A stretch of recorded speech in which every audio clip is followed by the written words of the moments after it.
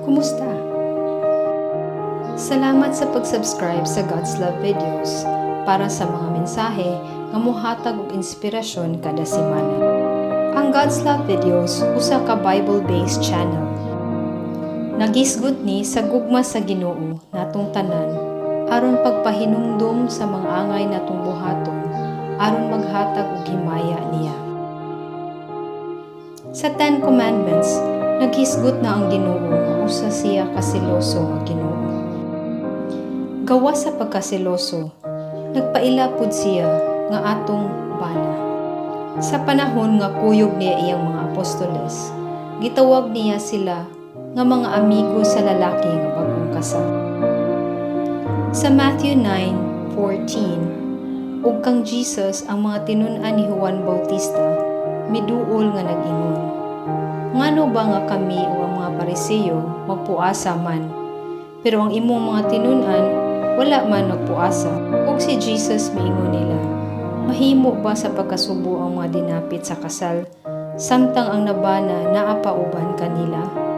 Apan moabot ra ang mga adlaw nga ang nabana kuhao nagikan ni kanila, ug unya magkapuasa na sila.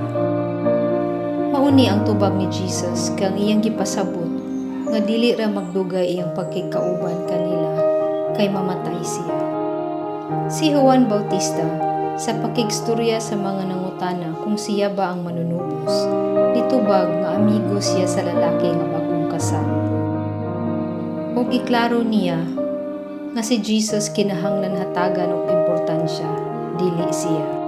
Sa John chapter 3 verses 29 to 30, ang naasawa iya sa nabana, ang higala sa nabana nga nagtindog ug nagpatalinghog kaniya, kini siya nalipay og dako tungod sa tingog sa nabana. Busa kining akong kalipay hingpit na sa karon. Siya kinahanglan magatubo, samtang ako kinahanglan magapuno. Kung ang bana si Jesus, kinsa man ang iyang asawa? Sa Ephesians chapter 5 verses 25 to 27, kamong mga bana, higugmaan ninyo ang inyong isig kaasawa. Ingon usab nga si Kristo na higugma sa simbahan, umitugden sa iyang kaugalingon alang kaniya, aron iyang balaanon ug mahinluan na niya siya, pinaagi sa paghugas kaniyang tubig uban sa pulong. Aron nga sa iyang atubangan ang simbahan ikatanyag liha sa katahom niini, nga walay buling o kunot o bisan unsang susama niini, aron magbabalaan siya ug dili masaway. Kitawag niya ang simbahan nga iyang pinalangga, iyang kapikas. Pero kinsa man ang simbahan? Siya ang membro sa lawas ni Kristo. Sa Romans chapter 12 verses 4 to 5, kay miingon nga diha sa usa ka lawas duna kitay daghang mga bahin, ug ang tanang mga bahin dili managsamag buluhaton. Mao man usab kita, bisan daghan, usa ra kita kalawas diha kang Kristo. Ug ang matag usa ka nato, isig ka bahin ang usa sa usa. Klaro kaayo nga ang gusto ni Jesus nga dunay relasyon niya nga sama sa usa ka magtiayon.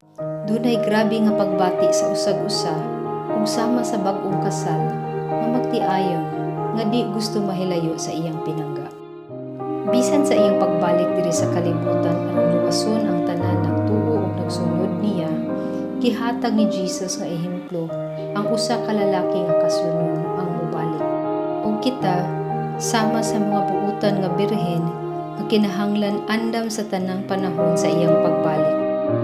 Sa ato pa, kinahanglan mag-andam ang kada usa nato ug dili ang pagkamembro sa simbahan ang muluwas nato.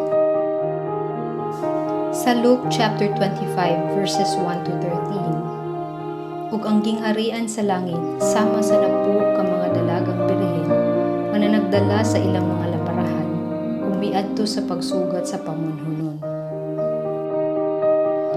Ang 5 kanila mga buang-buang ug ang 5 mga butan, kay ang mga buang-buang sa pagdala nila sa ilang mga lamparahan wala magdalag lana, apan ang mga butan na nagdalag mga prasko nga sinudlan og lana uban sa ilang mga lamparahan.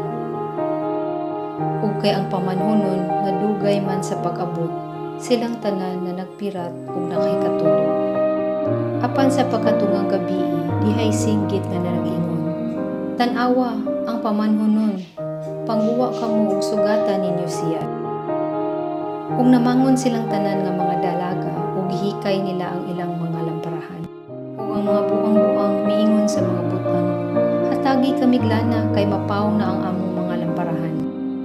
Apan kanila nitubag ang mga butan, tingalig dili kini paigo alang kanamo ug kaninyo. Pangadto kamo sa mga nagbaligya ug pamalit kamo alang kaninyo. Ug samtang sila namalit, miabot ang pamanhonon ug silang mga andam misulod uban kaniya ngadto sa kumbira sa kasal. Ug ang pultahan gisiradan. Ug naabot ang mga dalaga ug miingon, "Senyor, Senyor, ablihi kami." Apan siya nitubag ug nagingon, "Sa pagkatinuod, magaingon ako kaninyo nga wala ako makaila kaninyo. Pusa, pagtukaw mo, kay wa ninyo hibaw-i ang adlaw ug ang takla." Sa maong istorya, giklaro ni Jesus nga dili tanan makasud sa pultahan sa langit, ang katurang nag-andam.